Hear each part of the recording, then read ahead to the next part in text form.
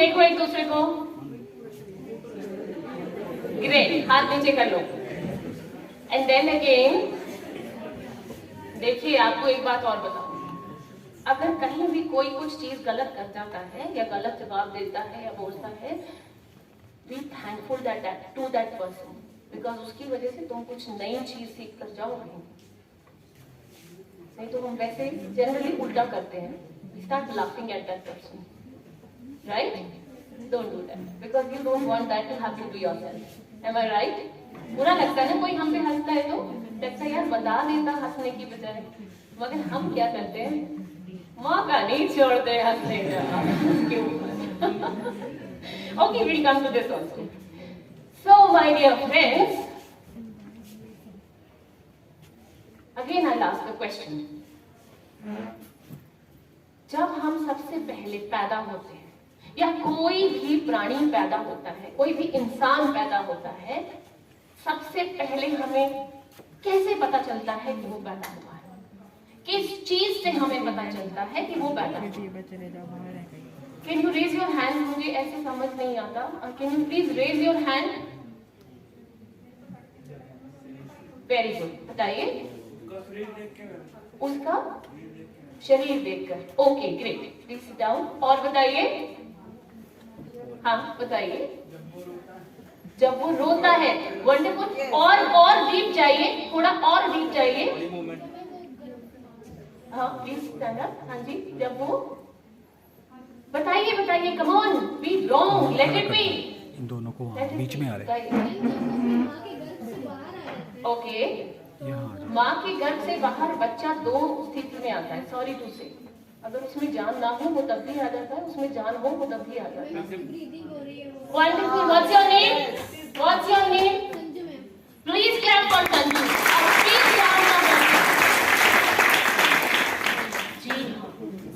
जब वो सांस लेता है तब हमें पता चलता है कि कोई इंसान पैदा हुआ है, कोई बच्चा, कोई जीव उसने जन्म लिया है। और सबसे पहली चीज जब एक इंसान इस धरती से जाता है, क्या निकलता है? Wonderful, let's clap for us यार। It was amazing. So my dear friends, with this logic don't you feel हम लोग सांसें हैं? जब पहली चीज जिससे हमें पता चले हम हैं वो सांस है, और पहली चीज जो निकलती है शरीर से वो सांस है कि प्राण निकल गए, तो क्या हम सांस हैं या नहीं? यस। और ये सांसें हमारे अंदर हैं, राइट? तो हम ये शरीर पहले नहीं है, हम पहले सांसें हैं जो इस शरीर के अंदर रहती या रहता है। राइट? कुछ नया सीखने को मिला। तो कहाँ गुम हो? क्या करना था? क्या वो? तो जब हम इस शरीर में रहते हैं तो पहला फर्ज बनता है इस शरीर को साफ रखना। सोचिए, अगर कोई ऐसा घर हो जिस घर के अंदर तुम सारा दिन कूड़ा करकट फैला के रखो, उसकी सफाई मत करो, तो वो घर तुम्हें कैसा लगने वाला है?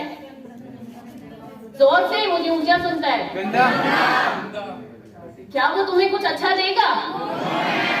तुम्हारे डियर फ्रेंड्स, ये घर है तुम्हारा। अगर इस घर को साफ नहीं रखोगे तो ये घर भी तुमको गंद ही देने वाला है। Don't think this is your property. If you want to think this is your property, okay, but you are the caretaker of this property.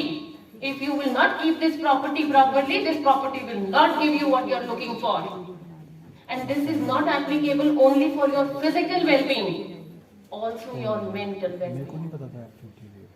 नहीं तो generally हम क्या सोचते हैं? Physical health ध्यान रखेंगे। No, if you will not take care of your mind also, both are complementary to each other, physical and mental health.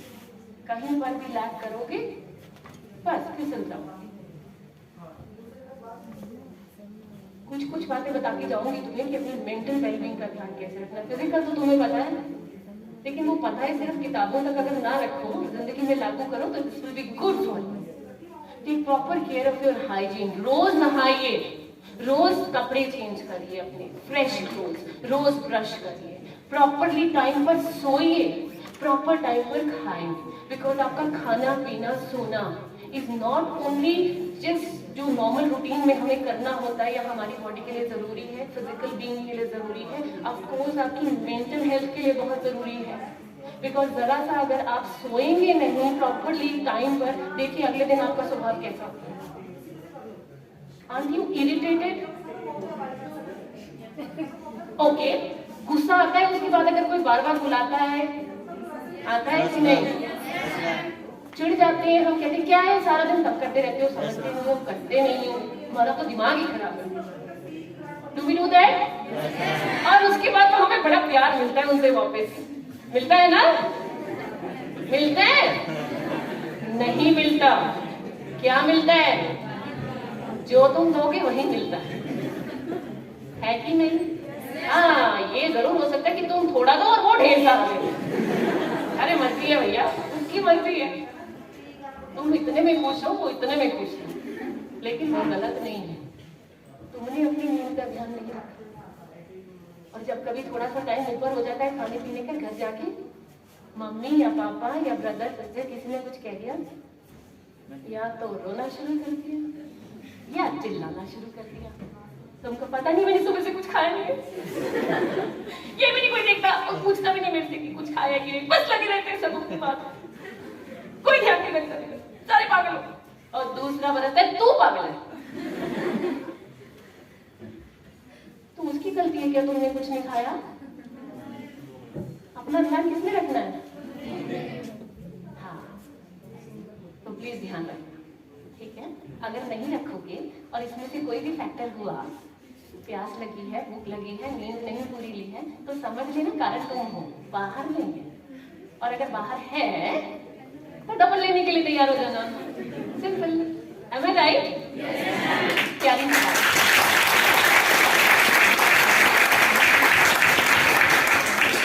थोड़ा सा गहराई में जाते हैं, बड़ी प्यारी सी स्टोरी सुनाऊंगी ताकि ना यहाँ पर कुछ हो जब तुम अपने लिए वो ना करो जो करना चाहिए।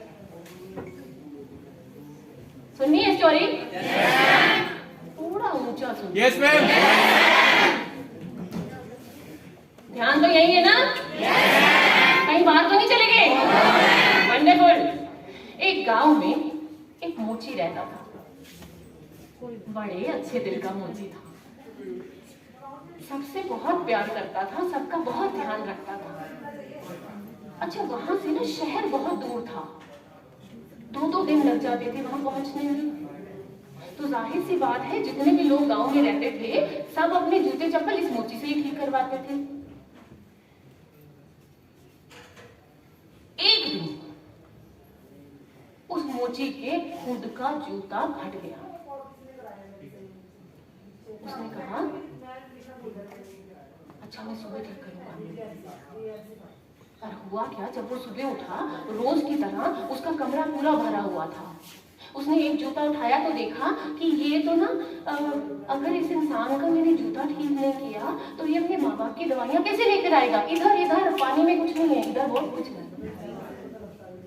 करने दो उनको अपना काम, तुम लेकर जाओ जो लेना है। तो उसने कहा अगर इसका जूता चप्पल नहीं ठीक किया तो ये माँ बाप के लिए शाम को दवाइयाँ कहाँ से लाएगा। फिर उसने एक और जूता उठाया, एक औरत का जूता था। उसने कहा इसको नहीं उठाया तो बेचारी विधवा है, इसके बच्चों को कौन देखेगा, ये उनके लिए पैसे नहीं लाएगी तो खाना कैसे खाएंगे। करते करते वहां जितने भी जूते चप्पल थे सबका एक कारण था, और क्योंकि वो मोची बहुत अच्छे दिल का था उसने सबके जूते चप्पल ठीक कर दिए। रोज शाम को वो बाजार जाता था नया सामान लेने के लिए, क्योंकि खत्म हो जाता। और उस दिन भी हो गया, वही फटा जूता पहनकर, फट गया था ना। जब वो वहां से आया वापस तो उसका जूता और फट चुका था। उसने बोला कोई बात नहीं, मैं सुबह ठीक कर लूंगा। तो सुबह हुई, पिछले दिन की तरह या और दिन की तरह फिर से वो कमरा भर गया और सबका फिर से बहुत जेन्युइन रीजन था। और वो फिर मोची बड़े अच्छे दिल का था। उसने कहा मेरा क्या है, शाम को कर लूंगा। शाम हुई, बाजार गया, जब वहां से वापस आया तो जूता पूरी तरह से फट चुका था और उसके पैरों में जख्म हो गए थे, खून बह रहा था। रात को जब वो सोया उसको बुखार भी हो गया और जब सुबह उठा तो एक बीमारी होती है जिसको कहते हैं गैंग्रीन। चोट लगने की वजह से सेप्टिक हो जाता है सारी बॉडी में, जब वो फैल जाती है तो इंसान मर जाता है। वही हुआ उस मोची के साथ, वो मर गया। और इतना ही नहीं, उसके मरने के बाद 1 महीने बाद वो सारा गांव भी बिल्कुल वैसे ही मर गया जैसे वो मोची मरा था, क्योंकि उस गांव में कोई और वो जूते चप्पल ठीक करने वाला नहीं था। उन सब के जूते भी ऐसे ही फटते गए, उन्होंने भी अपने को यही बोला और वो सारा गांव ऐसे ही मर गया। कहा वो मोची जो सबका अच्छा चाहता था, सबके अच्छे दिल का था, अपने बहुत अच्छे दिल का था और सबका अच्छा चाहता था, आज ना वो रहा ना वो गांव रहा।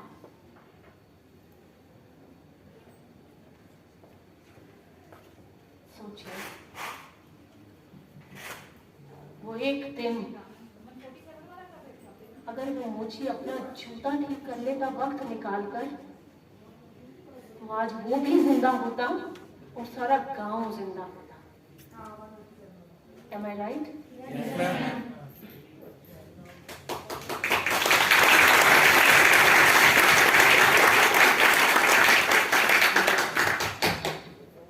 My dear friends, the most unfortunate part is this is what we all do to ourselves every day. हम अपना ध्यान नहीं रखते, हम अपने आसपास वालों का ध्यान रखते हैं, लेकिन हम अपना ध्यान नहीं रखते। उसको बुरा ना लग जाए, जल्दी कर ले, हम ना करें कोई बात नहीं, वो कर दे। मैं करूंगी तो कुछ गड़बड़ ना हो जाए, टाइम ना लग जाए, रिश्ता ना खराब हो जाए, ये ना हो वो ना हो। Am I right? Yes, ma'am.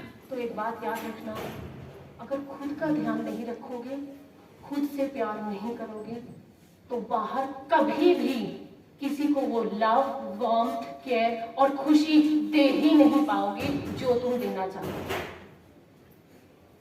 Because जब तुम खुश नहीं हो तो तुम खुशियां बांट ही नहीं सकते। We always spread what we have. अभी बताया था ना कि अगर नहीं चलोगे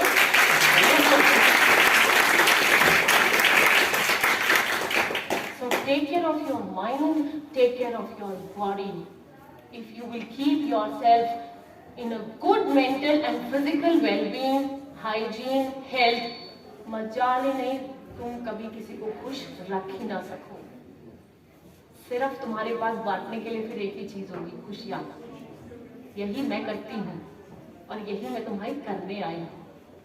और पता है, सेशन के बाद ये बात बोलती होती हूँ हर सेशन में, लेकिन तुम्हारे साथ अभी बोलूंगी क्योंकि तुम वो इतने प्यारे, इतना प्यार निकलवा रहे हो कि ओ माय गॉड, कि आती तो एक हूँ प्यार लेकर, लेकिन तुम सबका लेकर जाती हो। Am I right?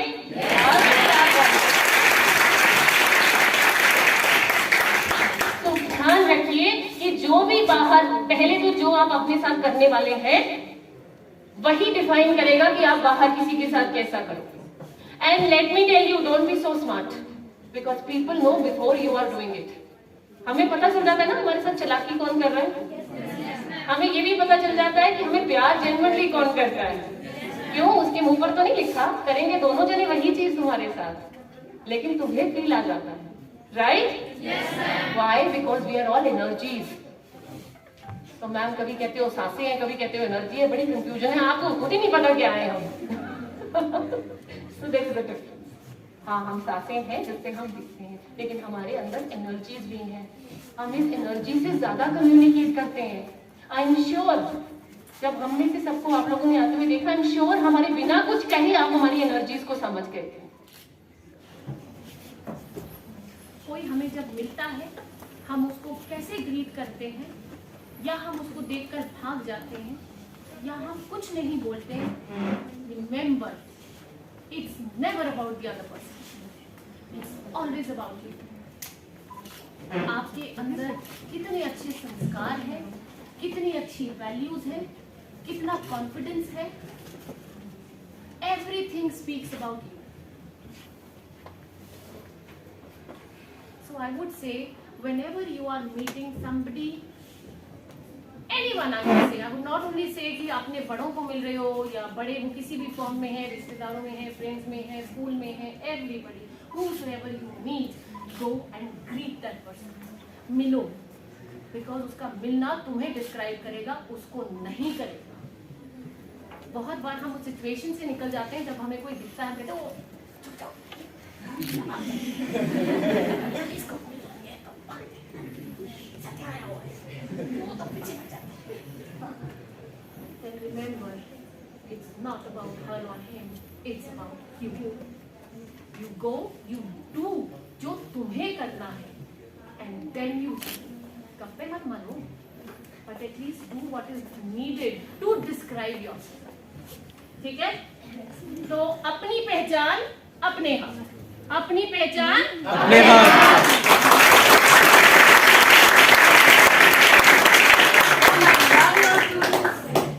Excellent, and lot of regards to your teachers also, and everyone around here who's taken so much of efforts to organize this seminar. You are absolutely amazing students. God bless each one. Thank you, ma'am.